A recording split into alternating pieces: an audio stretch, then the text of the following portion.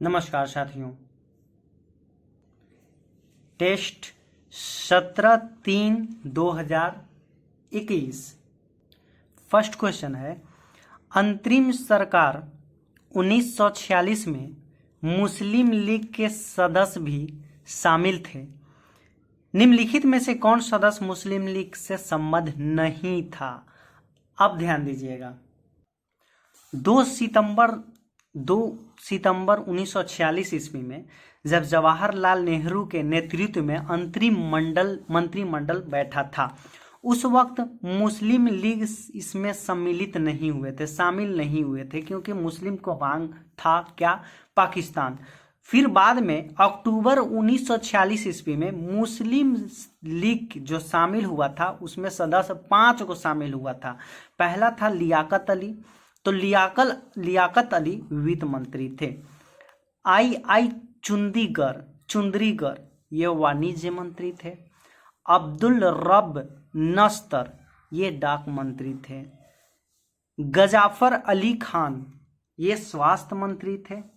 जोगेंद्र नाथ मंडल ये विधि मंत्री थे। यानी कुल मिलाकर ये 5 मंत्री हुए जो मुस्लिम में शामिल हुए थे, 5 मंत्री।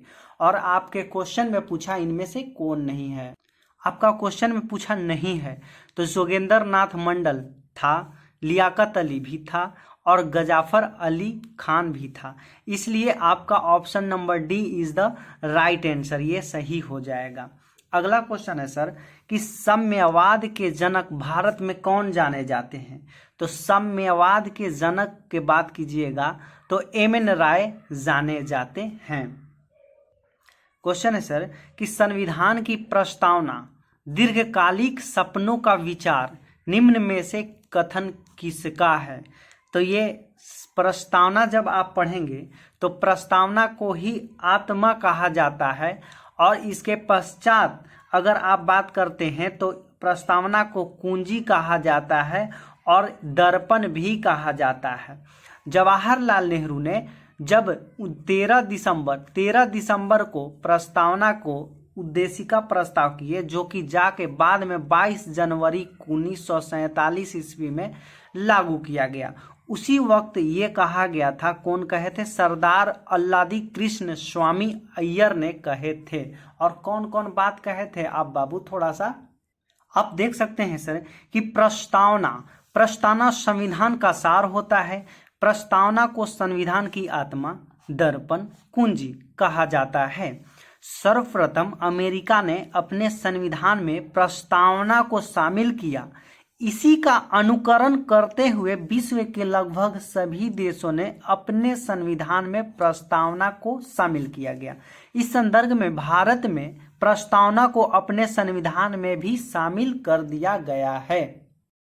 पंडित जवाहरलाल नेहरू के द्वारा 13 दिसंबर 1946 को संविधान सभा के समक्ष जो उद्देश्य प्रस्तावित रखा गया, यह उद्देश्य प्रस्ताव बाद के वर्षों में भारतीय संविधान का प्रस्तावना बन गया, जिसमें एन.ए. पालकीवाला एक विद्वान रहते थे। उन्होंने प्रस्तावना को संविधान का परिचय कहा था। ठीक है सर।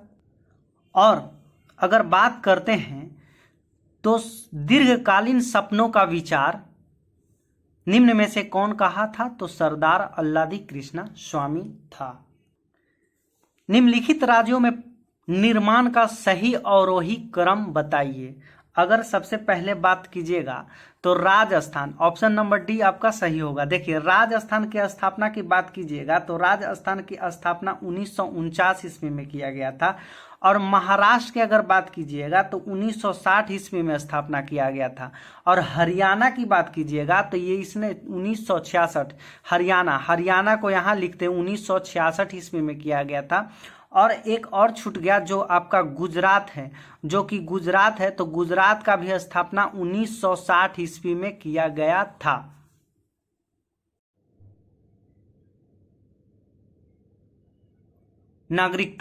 नागरिकता संशोधन अधिनियम 2015 में किन कार्डों धारकों का विलय किया गया? तो पीआईओ और ओसीआई। अब पीआईओ और ओसीआई क्या है सर और एनआरआई क्या है, हम थोड़ा सा गौर फरमाइएगा, बताते हैं। NRI non residential Indian, PIO person of Indian origin. OCI का मतलब है ओवरसीज सिटीजन ऑफ इंडिया। देखिए एनआरआई क्या होता है, मान लीजिए कि आप भारत में जन्म हुआ है और आप दूसरा विदेश में चल गए, इसी को एनआरआई कहते हैं। पीआईओ कहते हैं, क्या कहते हैं, मान लीजिए कि आपका भारत में जन्म हुआ हो और आप स्विट्जरलैंड चल गए और वहां पे आपकी लड़की पसंद आ गई, आप वहीं से शादी कर लेते हैं और वहीं पे आप रह जाते हैं, वहीं नागरिकता प्राप्त कर लेते हैं और भारत का नागरिकता खत्म कर देते हैं, इसी को पीआईओ कहते हैं। ठीक है सर। ओसीआई, मान लीजिए कि आपका भारत में जन्म नहीं हुआ हो, आपका विदेश में जन्म हुआ है, लेकिन आपका अगर बात करते हैं तो आप जब मूल संविधान लागू हुआ था 26 जनवरी 1950 को, तो आपको कहा गया कि आप भारत में भी आ सकते हैं, तो लेकिन आपने विदेश चुना। इसका मतलब पीआईओ और ओसीआई यानी कि दोनों नागरिकता भारत के नहीं है, लेकिन फिर भी भारत के प्रति इन दोनों को कुछ न कुछ महत्व रहता है, इसीलिए पीआईओ ओसीआई कहते हैं। इसका आंसर ए हो जाएगा। न्यायिक पुनर्विलोकन की शक्ति कितने अनुच्छेद में अंतर्निहित किया गया है? अनुच्छेद 13, 32, 226। देखिए एक होता है कार्यपालिका और एक होता है आपका विधायिका, ठीक है, और एक होता है न्यायपालिका और इन दोनों को अगर संविधान का दर्जा दिया गया है तो इसका देख रेख करने के लिए न्याय पुनर्विलोकन कहा जाता है इसी को। राज्य के नीति निर्देशक सिद्धांतों के निम्नलिखित अनुच्छेदों में से कौन सा अंतर्राष्ट्रीय शांति और सुरक्षा से संवर्धन से संबंधित है? अनुच्छेद 51। अगर अनुच्छेद 51 ही कहता है।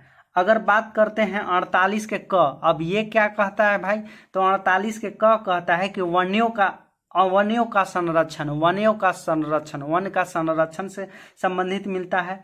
अब 43 के अगर बात करते हैं और 43 के क की बात करते हैं तो 43 के क कुटीर उद्योग से संबंधित है और 43 के अगर क की बात करते हैं, माफ कीजिएगा, 43 का क की बात करते हैं तो सिर्फ उद्योग के बारे में बात करता है, उद्योगों के बारे में बात करता है। और 43 के क, अब बात करते हैं 43 के क, ये जो है कुटीर उद्योग की विवरण को मिलता है, कुटीर उद्योग के विवरण मिलता है। और 43 के ख की अगर बात करते हैं, ये सहकारी समिति होता है। और 41 की बात करते हैं तो राज्य नागरिकों को काम उपलब्ध करवाएगा, अनुच्छेद 51। अब देखिए 8वां नंबर आपका क्वेश्चन है, राष्ट्रपति 5 वर्ष तक अपने पद पर रहता है। तो राष्ट्रपति अपने पद पर रहता है तो अपने निर्वाचन की तारीख से, संसद द्वारा निर्धारित तिथि से, अपने पद ग्रहण के दिन से, तो यही आपका आंसर हो जाएगा। जिस दिन राष्ट्रपति का अपने पद का ग्रहण हो जाता है, शपथ ले लेते हैं, उसी दिन से उनका राष्ट्रपति का 5 वर्ष का कार्यकाल हो जाता है। और कार्यकाल अनुच्छेद की अगर बात करते हैं तो राष्ट्रपति का कार्यकाल 56 के तहत कार्यकाल देखने को मिलता है। राज्यसभा कैसे भंग होती है? अच्छा एक बात बताइए, राज्यसभा कैसे भंग होती है? राज्यसभा कभी भंग होती है? तो आप कहोगे कि नहीं। यानी कि संसद में एक लोकसभा होता है, एक राज्यसभा होता है, ठीक है। भंग नहीं होता है राज्यसभा और ये भंग हो जाता है। इनका कार्यकाल 5 वर्ष तक रहता है और इनका कोई भी कार्यकाल नहीं रहता है। लेकिन बशर्ते बात किया जाए तो राज्यसभा के सदस्यों का काल अगर बात की जाएगा तो सदस्यों का काल 6 वर्ष का रहता है, ठीक है सर। और ये कभी समाप्त नहीं होता है राज्यसभा, इसीलिए आप में से इनमें से कोई नहीं आंसर हो जाएगा। संविधान की व्याख्या से संबंधित सभी विवाद सर्वोच्च न्यायालय के पास लाए जाते हैं। देखिए सर्वोच्च न्यायालय के पास लाए जाते हैं ना, जब अपीलीय क्षेत्राधिकार के अंतर्गत ही सर्वोच्च न्यायालय के पास लाए जाते हैं। भारतीय संविधान के किस भाग में केंद्र राज्य विधायी संबंध दिए गए हैं? तो भाग 11 में आपका केंद्र और राज्य विधायिका संबंध की विवरण किया गया है, थोड़ा सा गौर फरमाइएगा। भाग 10 की अगर बात करते हैं तो भाग 10 में अनुसूचित क्षेत्र शासन के विवरण मिलता है, अनुसूचित क्षेत्र शासन के विवरण मिलता है। और भाग 11 के बारे में बात करते हैं तो केंद्र और राज्य संबंध की बात करता है, लेकिन इसमें दो तरह से किया जाता है शासन। पहला विधायिक संबंध पे और दूसरा प्रशासनिक संबंध पे। विधायिक संबंध में 245 से 255 अनुच्छेद है और प्रशासनिक संबंध में 256 से 263 के बीच में विवरण देखने को मिलता है। अगर भाग 12 की अगर विवरण देखते हैं तो 12 में वित्त संपत्ति के विरुद्ध जानकारी मिलती है, जो कि अनुच्छेद 264 से लेकर 300 के क में जानकारी मिलती है। भाग 13 के व्यापार से संबंधित है और व्यापार संबंधित है और 301 से 307 के बीच में विवरण मिलता है। तो हमने क्या बताया सर कि भाग 10 में अनुसूचित क्षेत्र शासन जानकारी मिलती है और भाग 12 की बात करते हैं तो 12 में वित्त संपत्ति की जानकारी मिलता है, वित्त संपत्ति के बारे में बात ही मिलता है। और भाग 13 में क्या मिलता है, ये व्यापार संबंधित मिलता है, अगला नंबर है सर आपका क्वेश्चन, भारत संविधान के अनुच्छेद 371 के ख में निम्न राज्य या राज्यों में से किसके लिए विशेष उपबंध प्रावधानित है। तो आप असम को टिक आउट कर दीजिएगा क्योंकि असम ही है। देखिए कुछ तथ्य है, 371 अनुच्छेद 371 के तहत गुजरात और महाराष्ट्र के मिलता है दर्जा, 371 के क में नागालैंड मिलता है, 371 के ख में असम में मिलता है, 371 के ग में मणिपुर, 371 के घ और अंग में आंध्र प्रदेश मिलता है और वही 371 के च में सिक्किम को मिला है। तो आपसे क्वेश्चन पूछा कि 371 के ख में निम्न राज्यों में से किसको विशेष उपबंध मिला है, तो असम को मिला गया है, असम को। 13 क्वेश्चन है सर आपका क्वेश्चन कि 71वें संविधान से संविधान की 8वीं अनुसूची में कौन सी 3 भाषाएं जोड़ी गई है, तो नेपाली, कोंकणी, मणिपुर। अगर हम बात करते हैं 21वां संविधान संशोधन 1967 के तहत सिंधी को दर्जा दिया गया है, राजभाषा, सिंधी को राजभाषा दिया गया है। तो वही 71वां संविधान संशोधन 1992 के तहत 3 गो को राजभाषा दिया गया है, जिसका ट्रिक है नमक, नेपाली, मणिपुरी, कोंकणी, जो कि आपका यही आंसर है। और एक और है जो कि 92वां संविधान संशोधन 2003 में इसमें बोर्ड मास को जोड़ा गया था, बोर्ड मास को, बो से बोडो, डोंगरी, मैथिली, संस्थाली, 4 गो भाषा जोड़ा गया था। अनुच्छेद 360 के तहत घोषित वित्तीय आपात संसद के अनुमोदन के बिना अधिकतम कितनी अवधि तक जारी रह सकता है, तो आपका option number B is the right answer. अब कैसे, आप जानते होंगे सर कि आपात 3 तरह का से होता है। पहला राष्ट्रीय आपात, राष्ट्रपति शासन, वित्तीय आपात। राष्ट्रीय आपात 352, राष्ट्रपति शासन 356, वित्तीय आपात 360। अब जो है ये मंत्रिमंडल की लिखित पर राष्ट्रपति घोषणा करता है, तीनों के तीनों राष्ट्रपति करता है, लेकिन राष्ट्रपति शासन और वित्तीय आपात में सिर्फ मंत्रिमंडल सिफारिश करता है, यानी सलाह करता है, और उसके बाद जो है कि आपका राष्ट्रपति घोषणा कर देता है। लेकिन राष्ट्रीय आपात में ऐसा नहीं है, राष्ट्रीय आपात में आपको लिखित देना पड़ेगा मंत्रिमंडल को, तब राष्ट्रपति घोषणा करते हैं। और अगर 1 माह के अंदर, 1 माह तक अंदर बिना जो है आपके बिना अंदर यानी कि 1 माह के अंदर संसद को स्वीकृति देता रहे तो अगले 6 माह तक अनिश्चित काल तक क्या बोला जाता है, राष्ट्रीय आपात लागू हो जाएगा, राष्ट्रीय आपात। लेकिन राष्ट्रपति शासन में क्या है बाबू, ये 2 माह तक तो लगता है, लेकिन 2 माह के अंदर जो है बार बार संसद स्वीकृति देता रहे तो ये 6 माह तक देता रहे तो ये 3 वर्ष तक लागू रहे, यानी 6 माह पर अगर संसद देता रहे स्वीकृति तो 3 साल तक लग सकता है। लेकिन वित्तीय आपात का क्या है, वित्तीय आपात एक बार 2 माह के अंदर अगर स्वीकृति ये दे देता है तो ये अनिश्चित काल तक लग सकता है, अनिश्चित काल, लेकिन 2 माह तक बिना संसद को अनुमति के किया जा सकता है। आप मान लीजिए कि लोकसभा में अगर नहीं है लोकसभा तो राज्यसभा स्वीकृति दे देगी, और लोकसभा जब सत्र में आ जाएगा तो ये 2 मंथ के अंदर, 1 मंथ के अंदर देना पड़ेगा इसको। इसलिए आपका बी सही हो जाएगा। निम्नलिखित में से कौन सा पंचायतों की संरचना से संबंधित उपबंध करने को अधिकृत है? तो राज्यसभा का विधानमंडल या राज्यसभा, यानी कि पंचायत को की गठन कौन करता है? तो राज्य का विधानमंडल और विधानसभा करता है।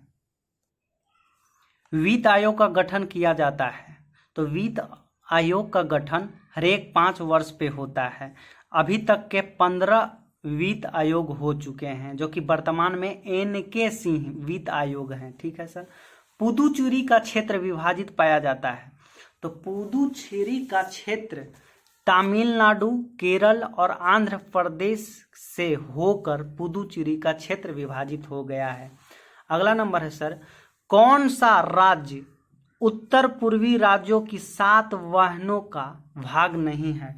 तो आप जानोगे उत्तर, अगर इधर आपको 7 सिस्टर है, तो 7 सिस्टर में त्रिपुरा है, अरुणाचल प्रदेश है, मेघालय है, नागालैंड है, लेकिन त्रिपुरा भी है, नागालैंड भी है, और आपको असम है, लेकिन पश्चिम बंगाल नहीं है, इसलिए आपका यही आंसर हो जाएगा। निम्नलिखित में से कौन एक सुमेलित नहीं है? नाथुला दर्रा अरुणाचल प्रदेश में है? नहीं, यही सुमेलित नहीं है, क्योंकि नाथुला दर्रा सिक्किम में है।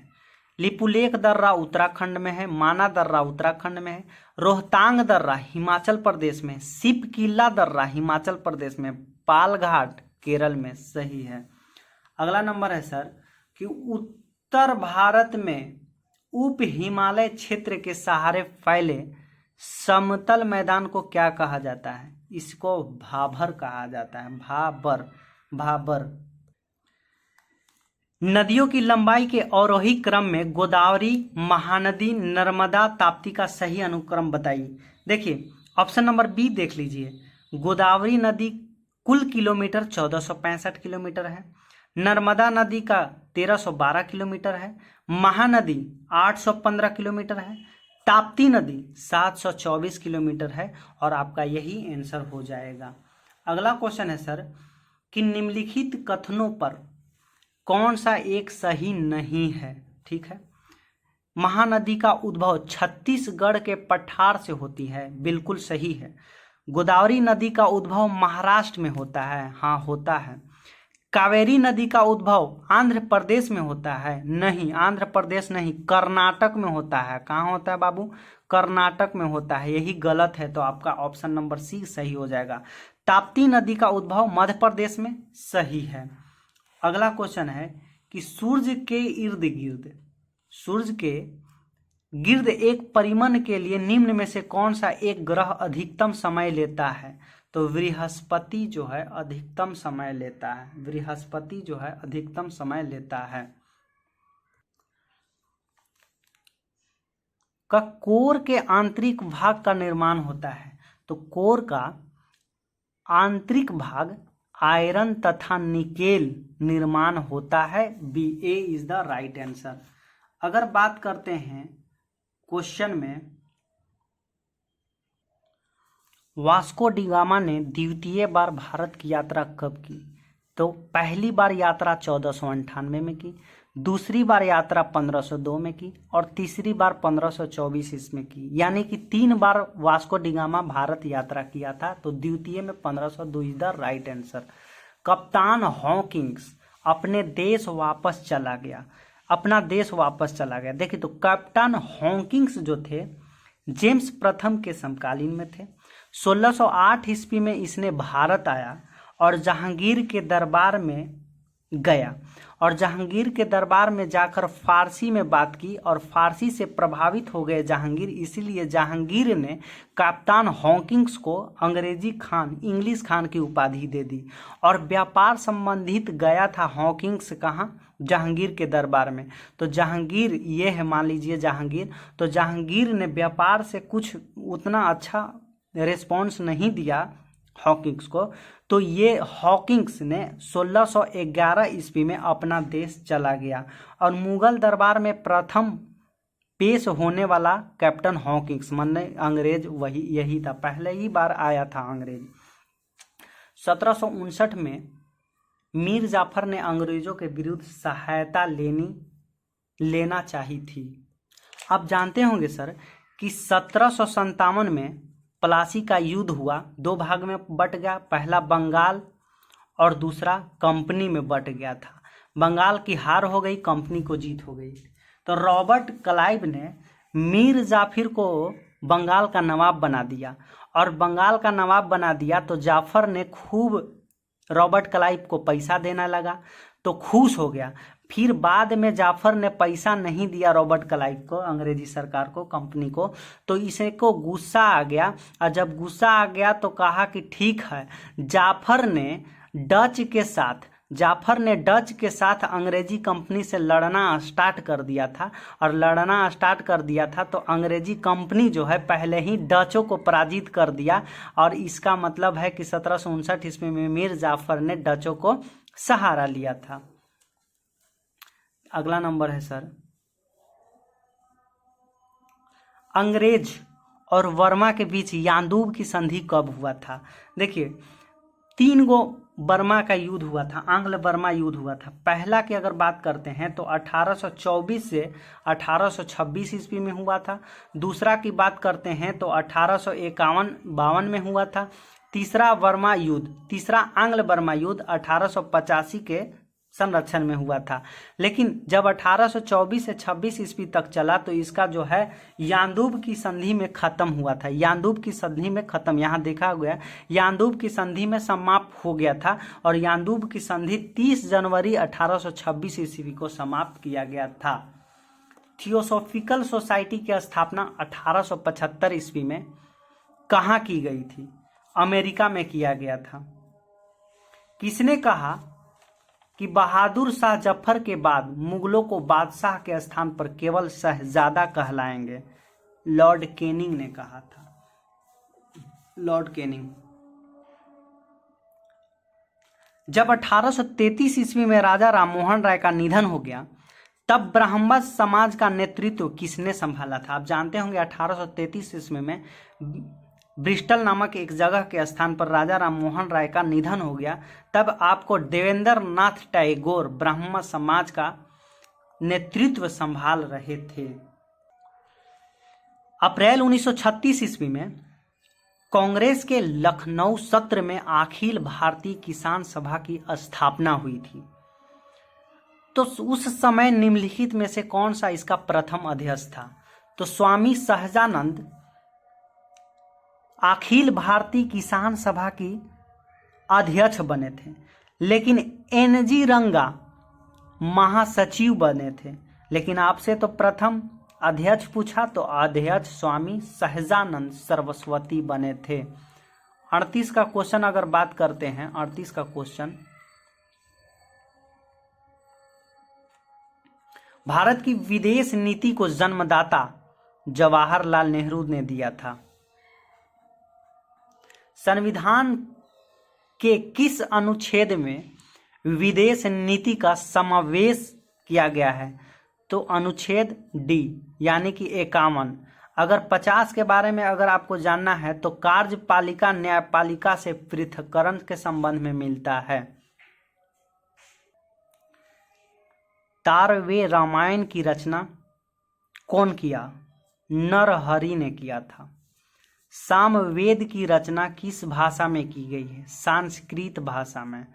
इसका मतलब है कि ऋग्वेद, सामवेद, यजुर्वेद, अथर्ववेद, ये चारों का चारों भाषा संस्कृत ही थी। अगला नंबर है सर कि भारतीय सिनेमा पर पहली बार मनोरंजन कब लगाया गया था? 1920 के दशक में लगाया गया था। अगला क्वेश्चन है सर कि इस उत्सव के दिन पुरुष और महिला अपने जीवन साथी का चुनाव करते हैं और विवाह करके उसके साथ भाग जाते हैं। ये गणगौर उत्सव है जो कि राजस्थान में चलता है। किस मुस्लिम त्योहार से हज के लिए पवित्र समय की शुरुआत का संकेत माना जाता है? ईद उल जोहा, इसे बकरीद भी कहा जाता है। अंतर्राष्ट्रीय न्यायालय के प्रथम भारतीय न्यायाधीश बने हैं वेनेगल राम राव। वेनेगल रामाराव। अंतर्राष्ट्रीय न्यायालय का मुख्यालय द हेग है। कहाँ? The Hague. राष्ट्रीय पत्रकारिता दिवस 17 नवंबर को मनाया जाता है और 14 नवंबर को विश्व मधुमेह दिवस मनाया जाता है। 21 नवंबर को विश्व टेलीविजन दिवस मनाया जाता है। वाटर पोलो के खेल में एक पक्ष में कितने खिलाड़ी होते हैं? 7 खिलाड़ी होते हैं। वही वॉलीबॉल में 6 खिलाड़ी होते हैं। पृथ्वीपाल सिंह कप किस खेल से संबंधित है? पोलो से संबंधित है। आईएमएफ के प्रथम प्रबंध निर्देशक कौन बने थे? तो कैमिल गट बने थे। आईएमएफ के प्रथम प्रबंधक कैमिल गट बने थे। आईएमएफ की स्थापना 1945 ईस्वी में, जिसमें अभी कुल देश 189 देश है और वर्तमान में इसका अध्यक्ष की बात करते हैं तो क्रिस्टलिना जॉर्जिवा है। क्रिस्टलिना जॉर्जिवा है। गौतम बुद्ध के समय प्रमुख वैद्य जीवक किसके दरबार से संबंधित था? बिंबिसार से संबंधित था। उम्मीद करता हूं कि आपको यह समझ में आ गया होगा। अगर आपको अच्छा लगा हो तो आप इसे शेयर कर दीजिए, लाइक कर दीजिए। आप इसे शेयर कर दीजिए और इसको लाइक कर दीजिए, क्योंकि देखिए एक कंधा से कंधा मिलाने पर ही मज़ा आता है। इसे लाइक कर दीजिए, शेयर कर दीजिए।